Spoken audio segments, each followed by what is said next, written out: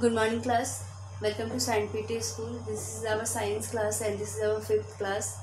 Okay, so before starting the class, I would request all the students please take out your books in front of you and take out page number 5.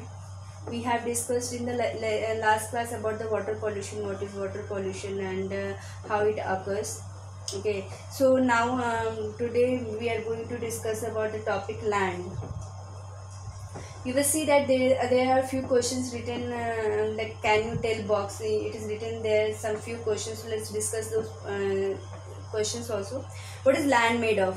So these all the question we are going to get answer in the like coming paragraph. We are going to get the answer of these questions. But what are the questions? What is land made of? What do you see on land? What has man created on land? If a deep pit is dug in the ground, what do you find there? Is land flat everywhere? Does man produce soil or the land? So these we are going to get an answer from the next paragraph about all these questions. Okay, so first of all we will look up to the what is land made up of. So have a quick reading. What is land? Land is seen in the form of stones, soil, big rocks. Okay, so soil is made up of. So what are the components of land? Land is the main components of land is stones, soil, and big rocks. This is the main component. It is not like that this is only the component of our land. No, this is the main component. Stones, soil, and big rocks. Okay, it is not flat everywhere. Okay, we all know that the land is not flat everywhere. Some where it's a hilly areas, mountain areas, the land is not flat and we do not get flat land over there. Okay, in hilly areas. Okay, so all terrestrial animals including man live on land. Now come to the second question. What do you see on land? All the terrestrial animals are those animals which lives on land. Okay, includes us also. All the terrestrial animals including man live on land. So that is what all lives on land. Plants, animals, every living organism, non-living organism lives on land. Some terrestrial dig burrows in the ground for shelter. Okay, not only on the land. Some terrestrial what they do, they dig burrows. Burrows means bill. Like you must have seen like mouse bill or snake's bill. So what they do, they don't live on the upper part of the land. They live in the burrows. They dig the land and go inside. This means that they use land for fulfilling their need. Okay. So in this way land is very important to us, for our shelter also, for those terrestrial also who lives under the land. Also we also use land for farming and for building houses and roads.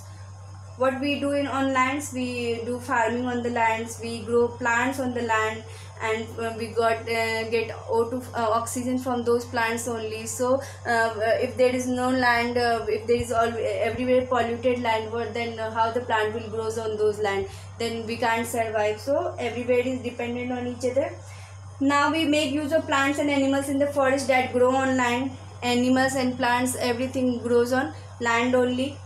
Okay, the minerals, crude oil, and the natural gas obtained from the earth, land are very important for us. We all know that we get a different types of minerals. From minerals we get a different types of like material we used to make like iron. So everything we extract from where? We extract it from the land only. We extract natural gases, even the oil like diesel oil. So everything is got under the land only, right? So so crude oil and the natural gas obtained from the earth are very important for us. We all know that those oils are very important for us. It means that land is an important resource. Let us see exactly what land is made up of.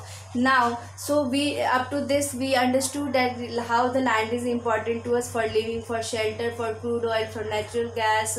These all are the important these are the important things for us, for our daily life, for our survival. Plants, if there is no if there is everywhere polluted land, then how we will grow plants, and we are totally dependent on plants for our oxygen. So we up to this we have seen that land is very important to us. Now we will see further what is the structure of land. Okay, so you can see there the one picture is given here, 1.7 picture number, layers of the mixture in the bottle. What is this experiment is showing, that we are taking some soil in a transparent bottle. Take a transparent plastic bottle, a handful of soil, some stones, and some dry leaves and water. What all ingredients you have to take? Some soil, some stones, including stones, sand also, some dry leaves, and some water. Now cut off the water upper tapping part of the bottle, put the rest of the materials in the lower part and add water. Now we have to add all the mixtures in that bottle, and we are going to add water. What we will see now, stir the mixture thoroughly and put it aside. We have to stir that plastic bottle for some time, and after some time we have to see what we will see. We will see that after some time there are we can easily see different types of layer under the bottle. Okay, so what is seen in the different layer from top to bottom? What we will see, we can see that there is a different layer. First of all, dry leaves layer will be there. Okay, after that there will be a soil layer. Okay, soil layer we will get when we will after shaking and keeping aside for some time, we will see that a proper layer we got under the bottle, and the layer is divided into such parts. First of all, there will be a dry leaves layer. After that we will get a soil layer, and after that we will get a sand layer, and after that we will get a small stone layer, and after that we will get a big stone layer. Okay, dry leaves layer, soil layer, sand layer, small stones layer, big stones layer. Okay, you can see here also, and it is given on your book also. You can see there also that different after some time every material take their position, and it is divided into in this way.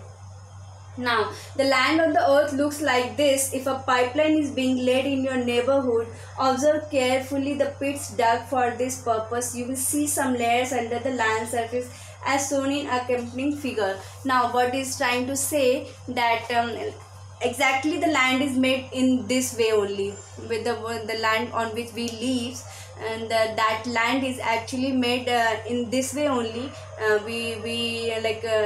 The uppermost layer is dry leaves layer, after that soil layer, after that sand layer, small stones layer, and then big stones layer.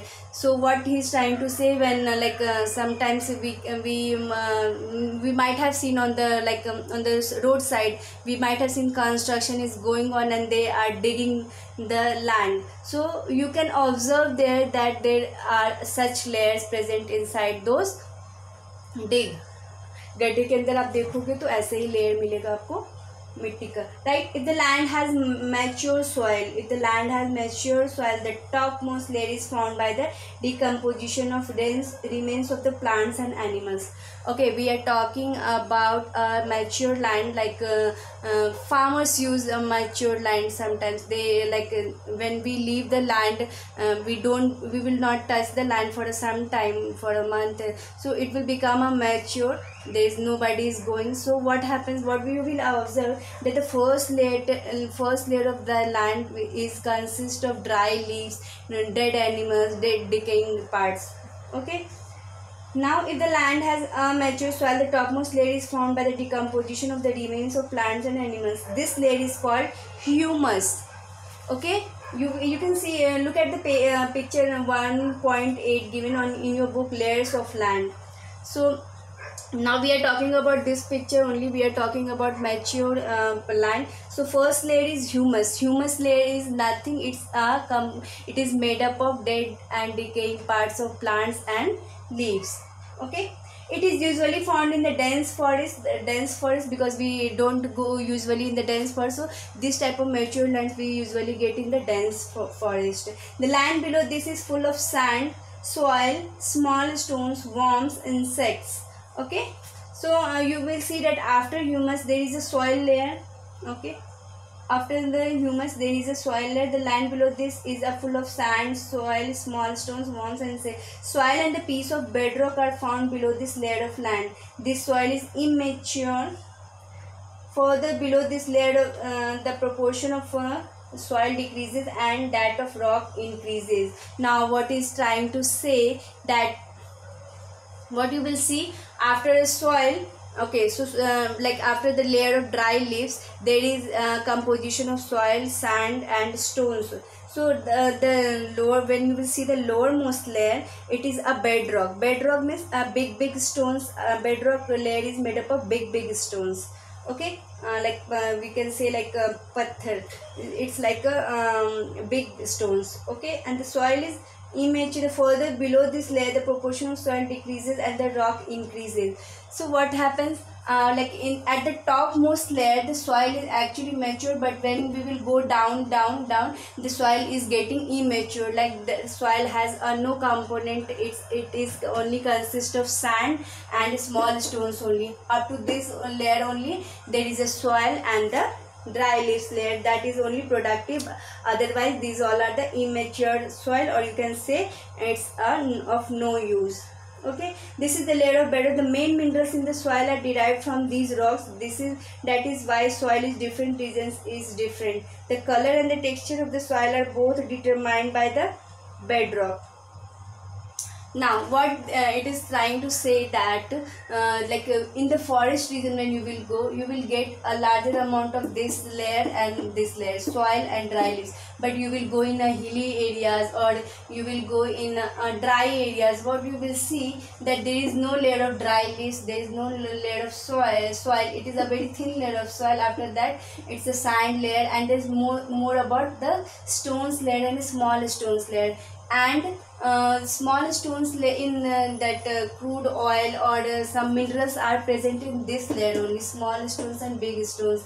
So that's why we know that in a dry region or hilly region, and the soil is not more productive for the plants. So this is the reason, because dry leaves and the soil layer is not much developed in those areas, while this from this layer it is present in the dry region, and that's why we often more oil and minerals in these areas, in the dry areas or in the hilly areas. We often these product like oil product more and minerals more. But in our India has such type of land. You can see dry leaf soil, and because our land is very much productive. Okay, so now in next class we will study about what is the process of actually the soil formation, and furthermore point we will discuss about this, that what are the proportion of land, what are the proportion of fresh water and oxygen. We will again look up to this point, and then we will move to the exercise in the next class only.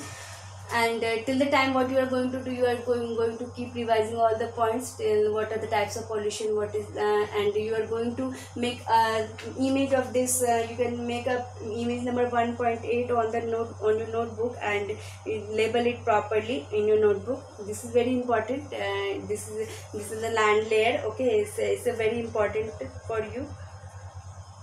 So we will discuss more about it in the next class also, that actually what are the layers of the land. We will revise it, humus, soil.